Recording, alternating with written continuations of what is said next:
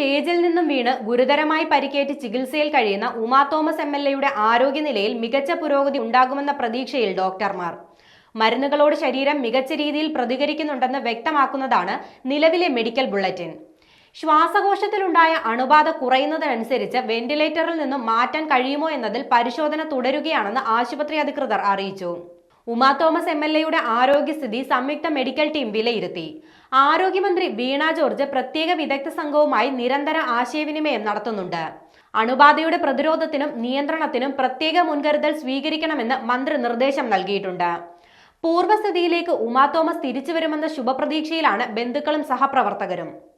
അതേസമയം കലൂർ സ്റ്റേഡിയത്തിൽ താൽക്കാലിക വേദിയിൽ നിന്ന് വീണ് ഉമാ തോമസ് MLAയ്ക്ക് പരിക്കേറ്റ സംഭവത്തിൽ സംഘാടകർക്കെതിരെ കൂടുതൽ നടപടികളിലേക്ക് കടന്നിരിക്കുകയാണ് പോലീസ്.